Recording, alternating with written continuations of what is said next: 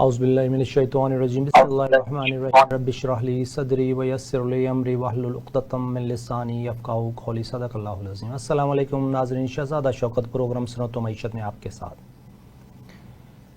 ملت اسلامیہ ایک لیڈر کی تلاش میں ہے۔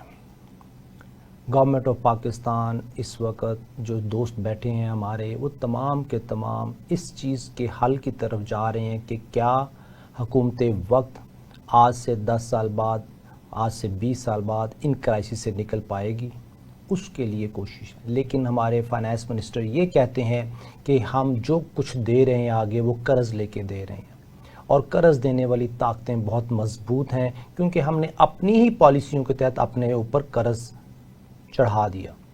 اگر آپ مجھ سے پوچھیں کہ اسرائیل اتنا پاورفل کیسے ہو گیا کہ وہ پوری مسلم امہ کو آنکھیں دکھا رہا ہے۔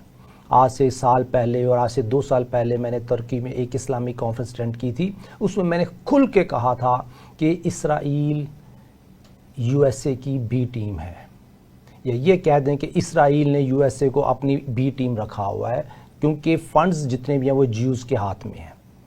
اور پوری دنیا کو جو یو ایس اے نے فائنینشل سسٹم میں اپنا غلام بنا رکھا ہے، اس سچویشن میں کوئی بھی مسلم ملک کھل کے یو ایس اے کی یا اسرائیل کی خلاف ورزی نہیں کر سکتا، ان کے خلاف کوئی بات نہیں کر سکتا، چونکہ ہم فائنینشلی کمزور ہیں۔ خاص طور پہ ترکی کی بات کی کہ ان کی کرنسی کی حالت دیکھیں اور سود کی سچویشن دیکھیں کہ جو ملک اللہ کے ساتھ جنگ میں ہوگا وہ کسی یہودی، کسی نصرانی کے ساتھ جنگ میں کیسے جا سکتا ہے۔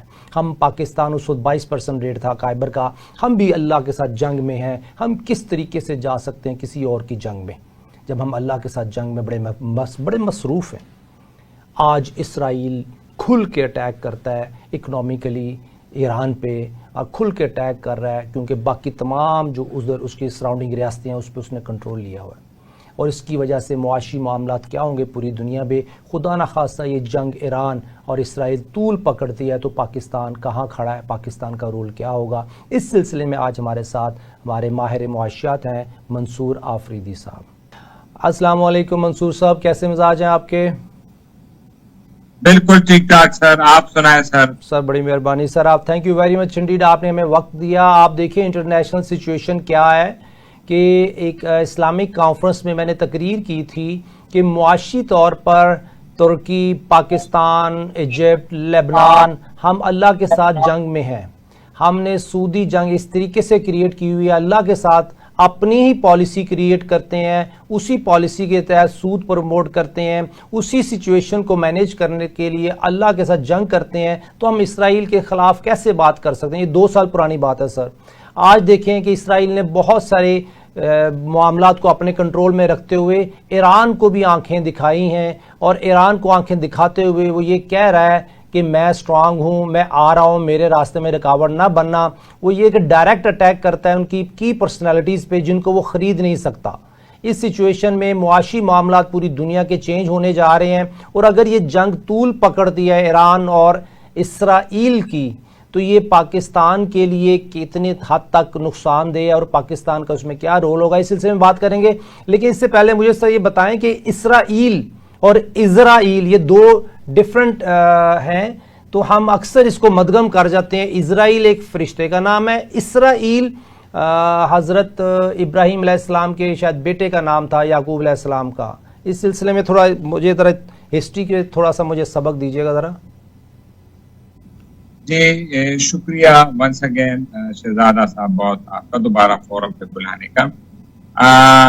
آپ نے جس طرح 2 نام لیے، ایک تو فرشتے کا ہے جو کہ ملک الموت ہے اسرائیل علیہ السلام، اور جو اسرائیل ہے ایکچولی جو ویسٹ ہے انگریز ہیں وہ کیونکہ ایس کو پراپرلی پڑھ نہیں سکتے تو اسرائیل کو اسرائیل کہہ کے پکار، جس سے کنفیوژن بڑھ جاتی۔ تو یہ اصل میں آپ صحیح کہہ رہے ہیں، یہ اسرائیل، اور اسرائیل حضرت یعقوب علیہ السلام کا لقب تھا جو کہ حضرت ابراہیم علیہ السلام کے فرزند تھے، ان کے بیٹے تھے، حضرت اسحاق علیہ السلام۔ حضرت ابراہیم علیہ السلام تھے، پھر ان کے 2 بیٹے تھے، حضرت اسماعیل علیہ السلام اور حضرت اسحاق علیہ السلام۔ حضرت اسماعیل علیہ السلام کی نسل سعودی عرب جو موجودہ ہے یہاں پہ آباد ہوئی، اور وہ خود وہاں پہ آباد ہوئے. اور حضرت اسحاق کی جو نسل ہے جو فلسطین کی سرزمین تھی جو آج کل اسرائیل ہے, یہاں پہ جا کے آباد ہوئی, اور ان میں پھر بے تحاشا پیغمبر بھی آئے. مطلب اسماعیل علیہ السلام کی اولاد میں رسول کریم صلی اللہ علیہ وآلہ وسلم آئے. تو رسول کریم صلی اللہ علیہ وسلم تھے, لیکن وہاں پہ ان کے کافی پیغمبر آئے. حضرت داؤد علیہ السلام آئے, یوسف علیہ السلام آئے, اور موسیٰ علیہ السلام آئے. یہ سارے عیسیٰ علیہ السلام سارے پیغمبر ان میں آئے. ان میں سے اچھا یہ اب جو یہ لڑائی ہے وہ تو آپ کو پتہ ہے نا کہ زمین کے فلسطینی جو کہتے ہیں یہ ہماری زمین ہے, اور اسرائیلی جو کہتے ہیں کہ یہ ہماری سرزمین ہے. اب اگر ہم دیکھا جائے کہ فلسطینی کون ہے, تو فلسطینی کو قدیم تاریخ میں بلایا جاتا ہے, اس موجودہ علاقے کو نہ فلسطین بلاتے تھے پہلے, نہ اسرائیل بلاتے تھے. اس کو کنان کے لفظ سے یاد کیا جاتا ہے, جو کہ بائبل میں بھی ہے, جو کہ کافی پرانی کتابوں میں بھی اس کا ذکر بہت آتا ہے. اب کنان کے لوگ جو ہیں وہ موجودہ فلسطینی اور کچھ اور قبائل یہ لوگ رہتے تھے, جبکہ اسرائیلی یعنی یہودی کہہ لیں, یہودی تو بعد کی پیداوار ہے نا, اصل تو اسرائیلی ہے. تو جو اسرائیلی ہے یعنی یہ حضرت آدم علیہ السلام کی اولاد جو حضرت اسحاق علیہ السلام سے پھیلی ہے, ان کا جو وطن تھا یا ان کا جو ملک تھا وہ بیبیلون تھا. اب بیبیلون کہاں پہ ہے؟ یہ موجودہ عراق بغداد سے اوپر کا سارا علاقہ, اس کو بیبیلون کہتے ہیں, جس کو اردو میں بابل بھی کہتے ہیں. تو اچھا وہ وہاں پہ تھا, اور وہاں پہ نمرود کی بادشاہی. اور جب ابراہیم علیہ السلام کی ان کے ساتھ شریعت اور اسلام پہ ان کے ساتھ لڑائی ہوئی, اور ان کو جیسے آپ کو پتہ ہے آگ میں ڈالا گیا پھر نکالا گیا, اور جب وہ اس علاقے سے نکلے تو وہ ادھر آ کے آباد ہو گئے, موجودہ فلسطین آپ کہہ لیں یا اسرائیل کے, ادھر آ کے آباد ہو گئے. اور پھر انہیں جو چھوٹے بیٹے ہیں حضرت, جو بڑے بیٹے تھے حضرت اسماعیل علیہ السلام, ان کو پھر ادھر انہوں نے اپنی ماں کے ساتھ مکہ میں آ کے آباد کیا, اور وہ ناظرین کو سب کو پتہ ہے کہ کس طرح وہ ہوا, اور باقی کی جو نسل ہے وہ وہاں پہ آباد. اب یہ مسئلہ ہے کہ یہ بیچ میں حضرت یوسف علیہ السلام ان کے پیغمبر آئے, وہ ہمارے بھی پیغمبر ہے سب کی, وہ ان کو لے کے گئے مصر. اگر آپ کو یاد ہے ان کے بھائیوں نے ان کو دھکا دے دیا تھا کنویں میں, اور وہ مصر پھر سارے اسرائیلیوں کو مصر لے کے چلے گئے. وہاں انہوں نے بڑی ترقی کی. تو ان کا ہمیشہ یہی مسئلہ رہا ہے کہ جہاں بھی رہے انہوں نے ترقی بہت کی, یعنی ان کے پاس پیسہ بہت ہے. وہاں بھی آپ اندازہ لگائیں کہ جو انہوں نے مصر میں اتنی ترقی کی, جو وہاں کا فرعون تھا اس کے بادشاہ کو فرعون کہا جاتا تھا. اس کو یہ احساس ہوا کہ یہ قوم تو جو مصری حکومت ہے یا جو مصری قوم ہے ان سے اقتدار چھیننے والی, کیونکہ صنعتوں میں گھس گئے, بزنس سب کچھ, انہوں نے پھر ان سب کو غلام بنا دیا, اور یہ تقریباً 400 سال تک غلام رہے. اور پھر ان میں موسیٰ علیہ السلام پیدا ہوئے, اور وہ پھر موسیٰ علیہ السلام فرعون سے انہوں نے لڑائی لڑی, سب کو اس کا کہانی کا پتہ ہے, اور پھر ان کو سمندر کے راستے واپس اپنے وطن فلسطین جو ہے اور موجودہ اسرائیل ادھر واپس لے کے آئے. اور پھر ان کے ایک بہت بڑے بادشاہ تھے جو کہ پیغمبر تھے, حضرت داؤد علیہ السلام, وہ بادشاہت کام کرتے اور اسرائیل کے ایک عظیم الشان سلطنت بناتے ہیں. اور اس کے بعد یوسف علیہ السلام, سلیمان علیہ السلام آتے ہیں, وہ بھی ایک عظیم سلطنت کی بنیاد رکھتے ہیں اور اپنا محل. پھر بعد میں بخت نصر آتا ہے جو عراق کا بادشاہ ہوتا ہے, ان کو تباہ و برباد کر دیتے. اچھا یہاں بھی آتی ہے ایک انٹرسٹنگ سٹوری, بڑی انٹرسٹنگ سٹوری. جب یہ سلیمان علیہ السلام کے کافی عرصے بعد ان کی سلطنت تباہ ہو جاتی ہے, جو بخت نصر عراق کا بادشاہ ہوتا ہے وہ اس کو محل کو بھی توڑ دیتے, کئی یہودیوں کو مار دیتے ہیں, کچھ کو غلام بنا کے لے جاتے. تو یہ کوئی 70-80 سال نہ ان کے ساتھ غلام رہتے. اس وقت ایران کے بادشاہ تھے سائرس دی گریٹ, یعنی انگریزی میں اس کو سائرس دی گریٹ کہتے ہیں, اور اسلام میں اور قرآن حکیم میں اس کو بلایا گیا ہے ذوالقرنین. تو وہ جو ہے ذوالقرنین جو بادشاہ تھے, جو سائرس دی گریٹ ہیں, وہ جاتے ہیں عراق پہ حملہ آور ہوتے ہیں اس جو بخت نصر کی حکومت ہے, اور وہاں سے ان یہودیوں کو آزاد کر کے, ان کو پیسے دے کے, ان کو مال و اجداد دے کے واپس فلسطین بھجوا دے. یعنی آپ دیکھیں تاریخ کا ظلم و ستم, کہ جو ملک اسرائیل ایران پہ حملہ آور ہے, انہی کے بادشاہ سائرس دی گریٹ نے ان کو غلامی سے چھڑایا, اور ان کو وہاں پہ اپنے ملک میں آباد کرایا ہے. اور اس کے بعد آپ کو پتہ ہے رومن امپائر آئے, رومن امپائر نے ان کو پھر دوبارہ نکال دیا, اور پھر آپ کو پتا ہے کہ فرسٹ ورلڈ وار کے بعد انگریز ان کو دوبارہ لے کے آ گئے. تو یہ تاریخ کی ایک سمری میں نے آپ کو دی کہ تاریخ کے ستم ذریع بھی دیکھیں کہ جو فلسطینی ہیں, دو چیزیں اس میں ہم نے دیکھی. ایک جو فلسطینی ہیں جن کو کنان کے لوگ کہا جاتا ہے, وہ ہزاروں سال سے آباد, اور یہ جو اسرائیلی ہیں انہوں نے ہجرت کی ابراہیم علیہ السلام کے دور میں, اور یہ ایک آؤٹ سائڈر تھے لیکن یہ ان کا یہ وطن بن گیا. اور دوسرا یہ کہ جو ایران کے بادشاہ نے ان کو غلامی سے نجات دی, وہ اب وہی قوم اسی قوم پہ حملہ ہو رہی ہے جو ان کا آپ کہہ لیں ایک احسان مند رہی ہے, مطلب ان کو احسان کیا. اور یہ یہودی کی اپنی کتابوں میں بھی لکھا ہے کہ ہم ایرانی قوم کے بڑے احسان مند ہیں کہ ہمیں ایک بہت لمبی غلامی سے, ان کو دو شخصیتوں نے غلامی سے چھڑایا ہے. ایک حضرت موسیٰ علیہ السلام نے فرعون کی غلامی سے ان کو نجات دی ہے, اور ایک سائرس دی گریٹ ذوالقرنین نے ان کو غلامی سے. تو یہ تو مختصر واقعہ میں نے آپ کو بریف کیا. بہت شکریہ سر, آپ نے ہسٹری میں مجھے لے گئے اور پچھلے کئی ہزار سالوں کی جو سٹوری ہے آپ نے بہت چند منٹ میں ماشاءاللہ اس کو سمرائز کر دیا. سر اب جو جس قوم پہ احسان کیا جاتا ہے, حضرت علی کا قول ہے کہ اس کے شر سے بھی بچنا چاہیے. ایرانیوں نے احسانات کیے ان کے اوپر, ایون حضرت عمر فاروق نے بھی ان پہ بہت سے احسانات کیے تھے جب انہوں نے چابیاں دی تھیں. تو احسان فراموش قوم تو یہ ہے. جب یہ اپنے ہی پیغمبروں کو قتل کرتے ہیں, اللہ کے بہت سے پیغمبر اسی قوم نے قتل کیے ہوئے ہیں, تو یہ تو وہ قوم ہے جو کہ اللہ کی نہ بن سکی, لیکن پھر بھی یہ اپنے ان کی کیسے بنے گی جن کے احسانات ان پہ ہیں. چاہے وہ یو ایس اے آج کل احسان ان پہ کر رہا ہے, لیکن انہوں نے ان کو بھی نہیں چھوڑنا. ابھی اس سچویشن میں جو ایران اور اسرائیل کا معاملہ چل رہا ہے, تو اس کے اوپر تھوڑی سی بریف سمری ناظرین کو بتا دیں کہ پچھلے 15-20 دن میں کیا ہوا اور اس کی کھچڑی پچھلے 2 سال سے کیسے پک رہی تھی. اچھا جی, صحیح آپ نے کہا, میں آپ سے پوری اگری ہوں. جس طرح آپ نے کہا کہ جو قوم اپنے پیغمبروں کو نہیں ہوئی وہ دوسروں کی کیا ہو, تو یہ آپ نے دریا کو کوزے میں نچوڑ دیا. تو اس پہ ابھی یہ جو ریسنٹ پہ آنے پہلے میں آپ کو یہ بتا دوں کہ آپ اندازہ لگائیں شہزادہ صاحب کہ جو موجودہ اسرائیل جس نے تباہی مچائی ہے, آج سے آپ زیادہ دور نہیں, 1992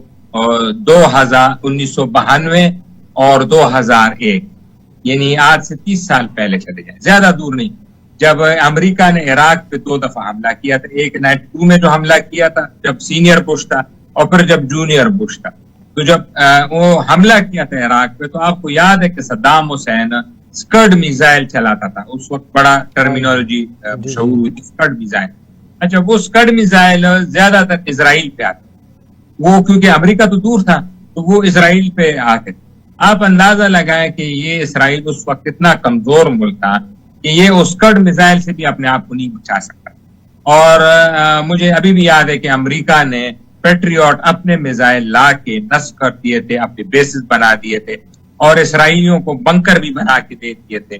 وہاں پہ یہ چھپ بیٹھے, اور وہاں پہ یہ وہ تھے, اور کوئی انہوں نے اپنے طرف سے کوئی کارروائی نہیں.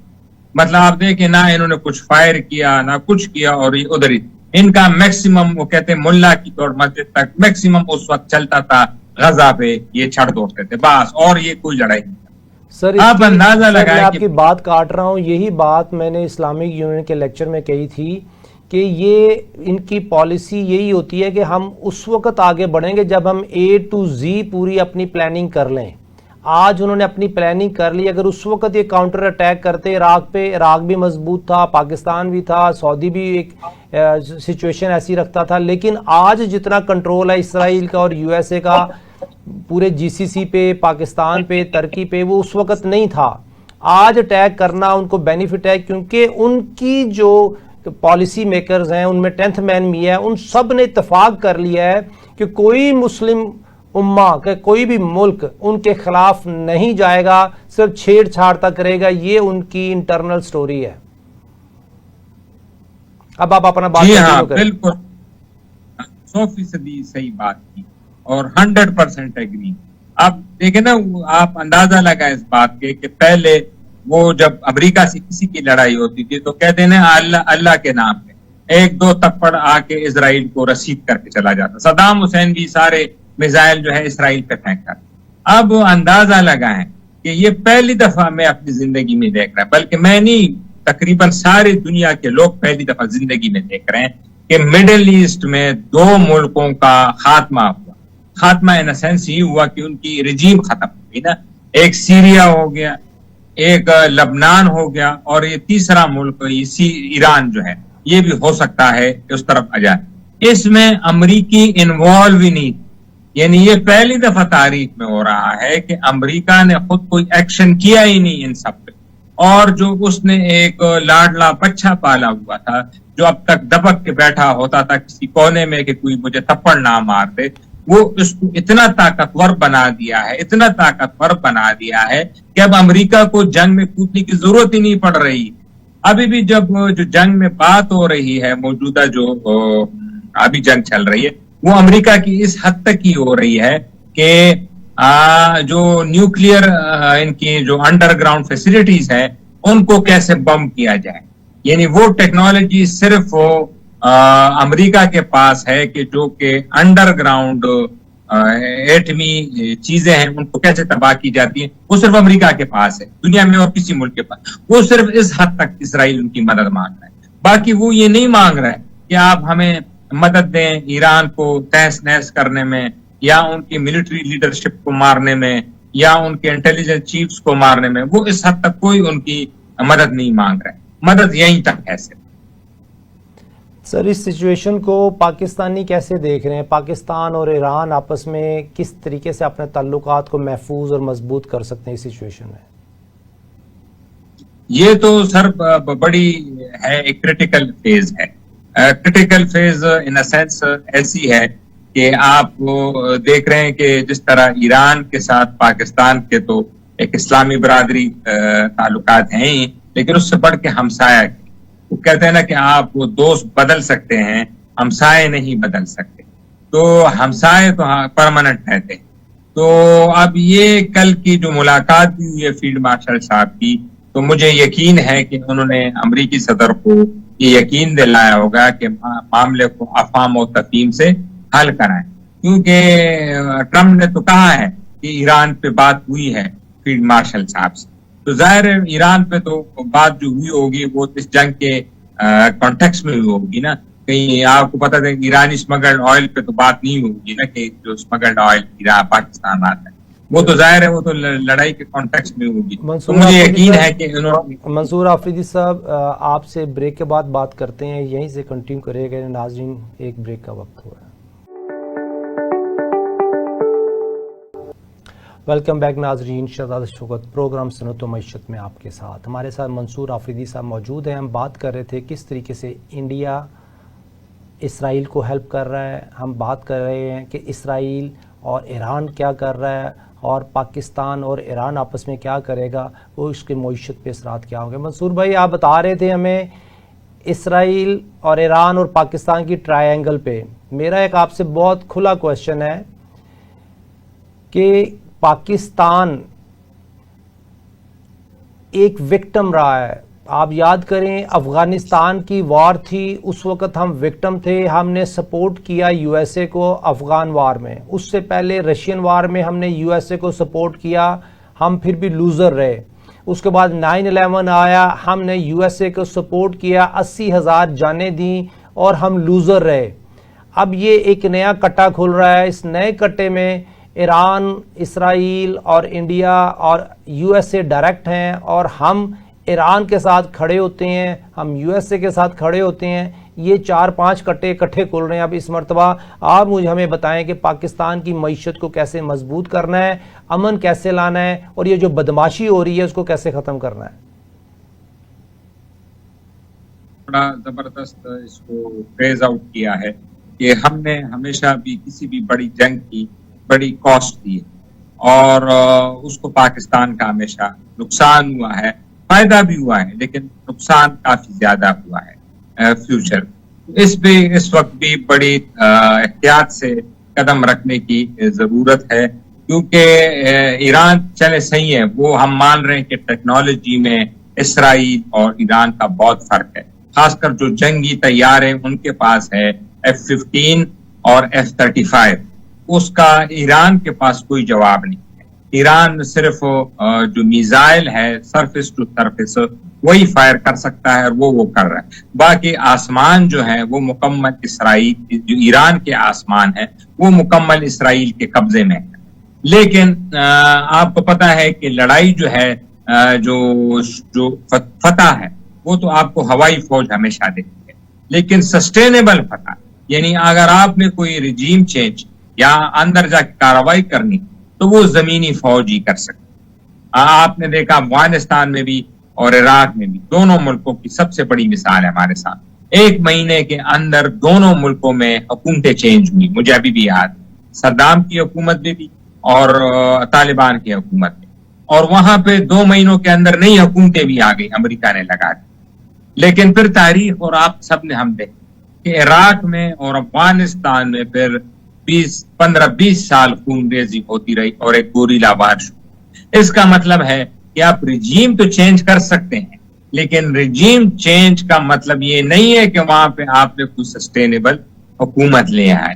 تو اگر کل یہ امریکہ اور اسرائیل مل کے اور نیٹو مل کے ایران میں رجیم چینج بھی کر لیں، سمجھ لیں آپ جو آیت اللہ خامنہ ہے ان کو یہ شہید بھی کر دیں، ان کو حکومت سے بھی نکال دیں، تو ایرانی قوم تو کہیں نہیں جا رہی نا۔ صرف زمین کا نام تو ایران نہیں یا کسی بھی ملک کا، قوم کا نام تو اس کے افراد ہوتے ہیں۔ وہ تقریباً 5-6-7 کروڑ کی آبادی والا ملک ہے، تو ادھر تو آپ جا کے جب وہاں پہ کل ریزسٹنس ہوگی تو وہ پھر ایک کیٹاسٹروفک ریزسٹنس ہوگی، اور ہمارے لیے تو بڑے ہی خطرناک ریزسٹنس پھر ہو جائے گی، کیونکہ ہمارے جس طرح افغانستان کے ساتھ جو ہم پشتونز ہیں ڈیوائیڈڈ ہیں افغانستان میں بھی اور یہاں پہ بھی، اس طرح ایران کے ساتھ بلوچ ڈیوائیڈڈ ہیں، اور وہاں پہ بھی بلوچستان کا پورا ایک صوبہ ہے جس طرح پاکستان میں، تو ہمارے لیے پھر خطرناک ہو سکتی ہیں نتائج اگر ہم نے صحیح اور عقل مندانہ اور دانشمندانہ فیصلے ابھی سے نہیں کیے، کیونکہ جب جنگ وہاں پہ لگے گی اور اگر یہ صلح نہیں ہوتی، ابھی تو ہم ہوپ فل ہیں کہ صلح ہو جائے، مذاکرات کے ٹیبل پہ سب چیزیں آ جائیں، چل جتنی تباہی ہونی تھی ہو گئی ہو، لیکن اگر ان کیس جس طرح خامنہ کے بیانات سے تو لگ رہا ہے کہ ایران سرنڈر نہیں کر رہا، وہ انہوں نے کل بھی بیان دے دیا کہ ایران امریکہ اور اسرائیل کے سامنے کبھی بھی ہتھیار نہیں ڈالے گا، اور ٹرمپ دوسری طرف کہہ رہے ہیں کہ ٹوٹل سرنڈر۔ تو اب یہ 360 ڈگری کا فرق، 180 ڈگری کا فرق ہے دونوں میں۔ تو اس کا مطلب ہے کہ اگر رجیم چینج ہوگی تو پھر تو لڑائی لگنی ہے، اور آپ نے دیکھا ہے کہ جب لڑائی لگتی ہے تو وہ ملک تو تباہ ہوتا ہی ہے، لیکن اس کے جو ہمسائے ہیں ان پہ سب سے برے اثرات۔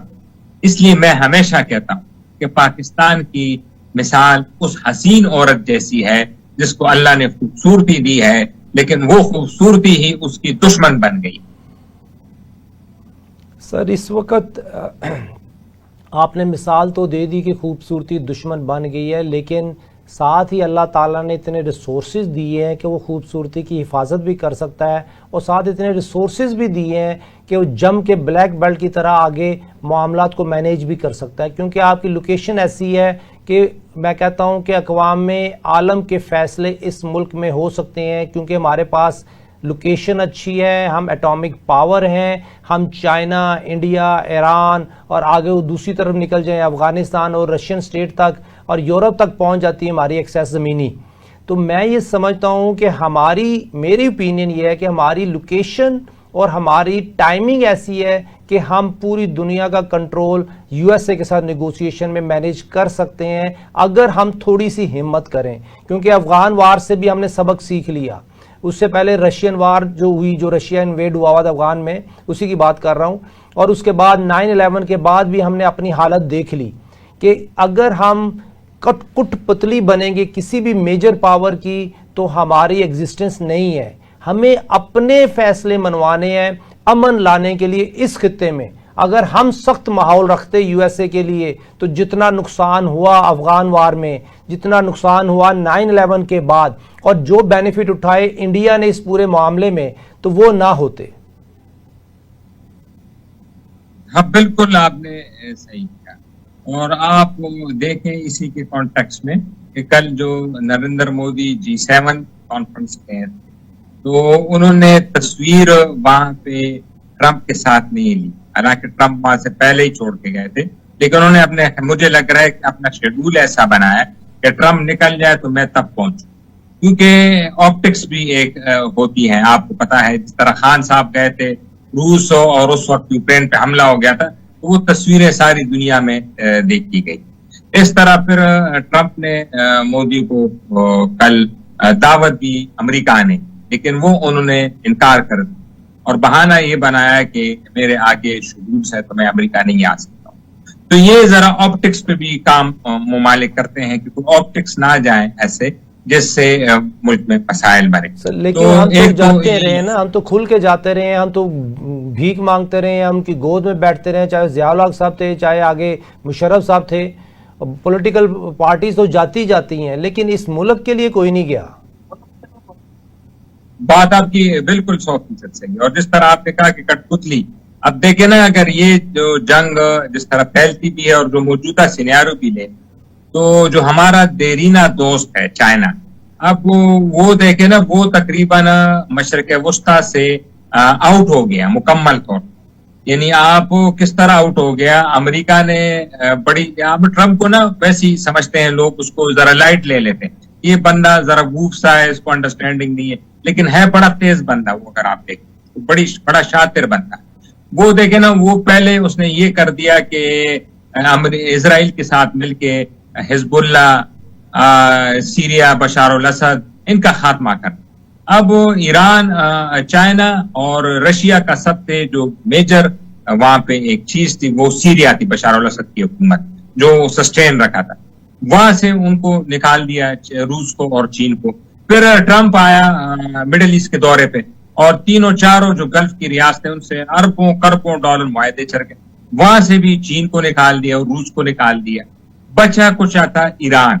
آپ کو پتا ہے 2021 میں چین نے ایران کے ساتھ جو BRI CPEC ہے ایک بہت بڑا معاہدہ کیا تھا $400 ارب کا, اور اس کا پلان تھا کہ ایران تک CPEC اور BRI چلا جائے.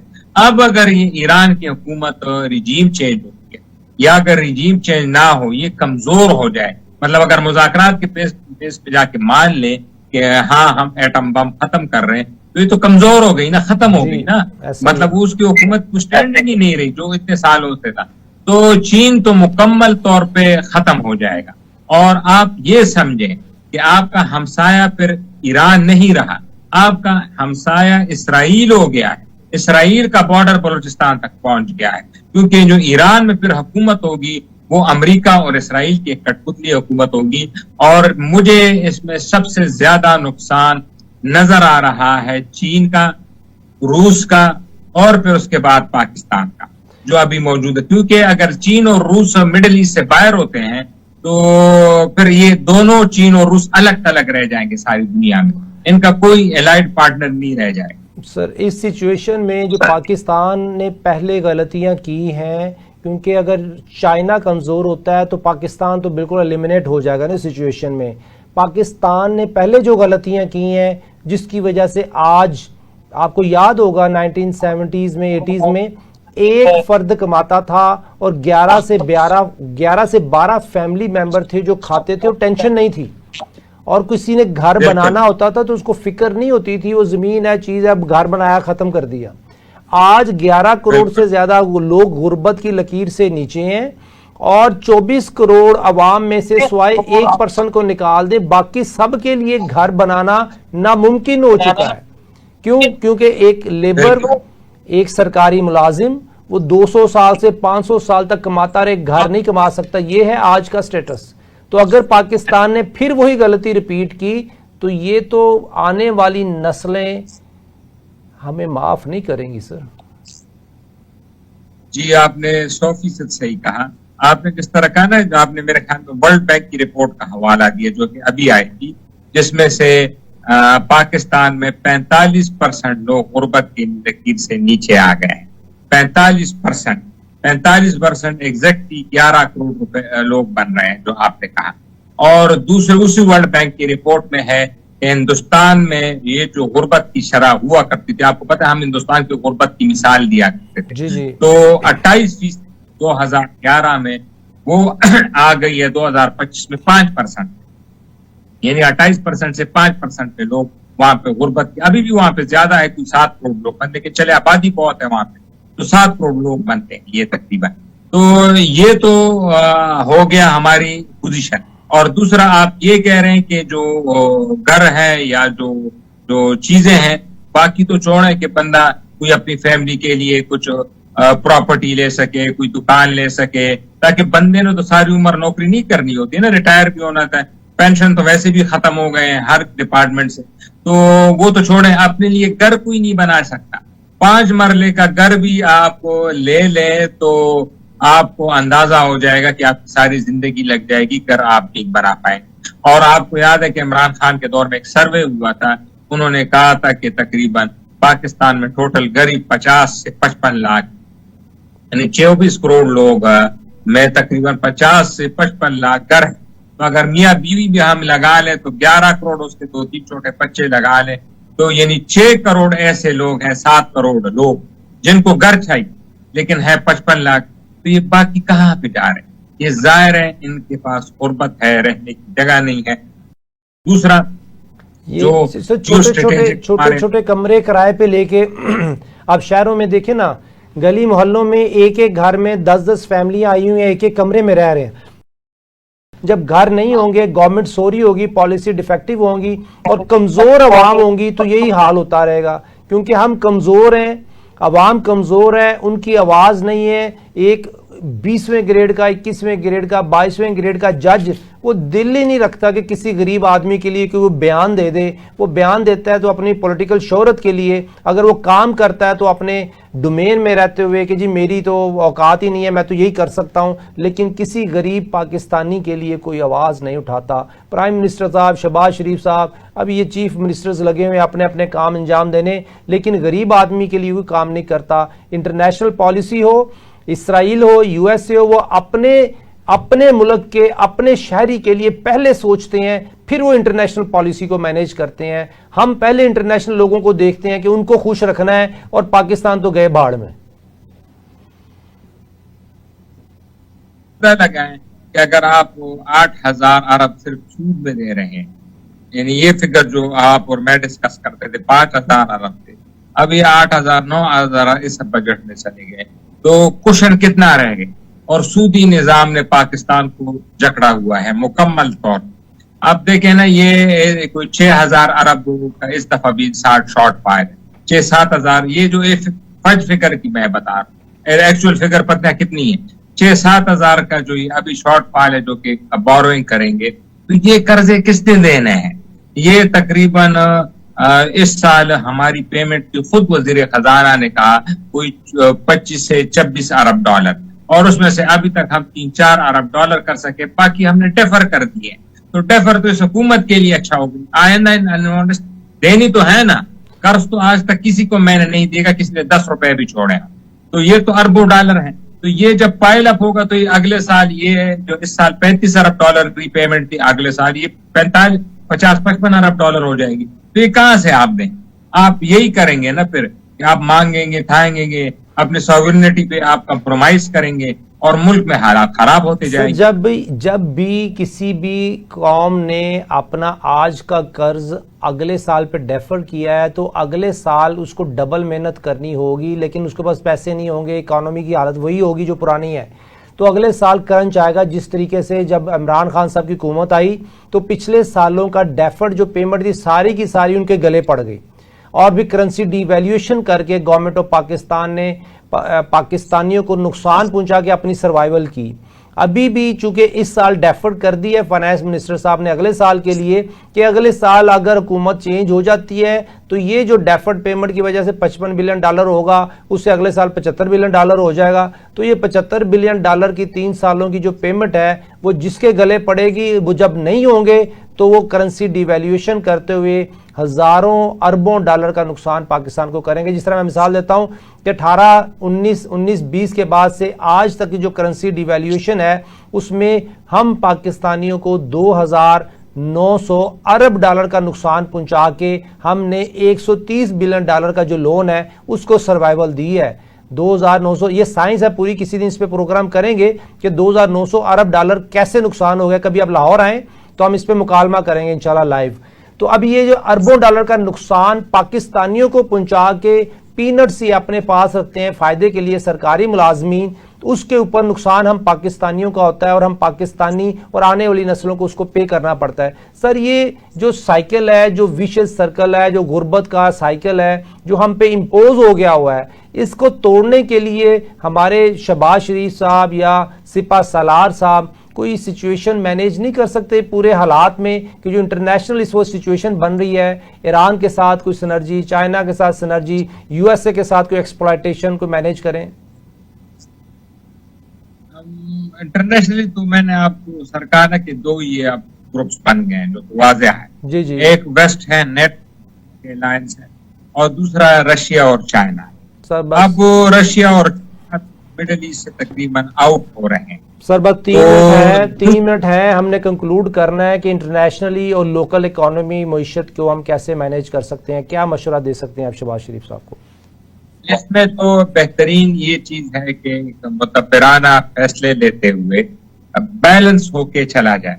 ऐसा ना हो जाए कि हम बिल्कुल एक ही ग्रुप में आ जाए और दूसरा ग्रुप हम नाराज हो जाए। और सबसे जरूरी बात, हमसाए हमसे नाराज नहीं होने चाहिए, क्योंकि जो दूर बैठे हुए हैं उनकी दुश्मन तो हम अफोर्ड कर सकते हैं लेकिन हमसाए की नहीं कर सकते हैं। हमसाए ही की वजह से आपके मुल्क पे स्टेबिलिटी होती है, और अगर हमसाए की वजह से आपके मामला खराब हो गए तो आपको ना सिर्फ इकोनॉमिक चैलेंजेस होते हैं बल्कि आपको इंटरनली चैलेंजेस होते हैं। और इसकी सबसे बड़ी मिसाल मैं आपको लेता हूँ कि चाइना और हिंदुस्तान की उर्दू में कहते हैं कुत्ते और बिल्ली वाली है, लेकिन लड़ नहीं रहे क्योंकि दोनों को पता है कि हम हमसाए हैं। अभी तक 1962 से लेकर अब तक एक गोली नहीं चली है, क्योंकि उन दोनों को अंदाजा है कि हम हमसाए हैं और दोनों बड़ी ताकतें अगर लड़ेंगे तो दोनों को नुकसान हो। इस तरह हमें भी बहुत शुक्रिया मंसूर आफरीदी साहब, आज आपने हमें ज्वाइन किया, हम आपके शुक्रगुजार हैं।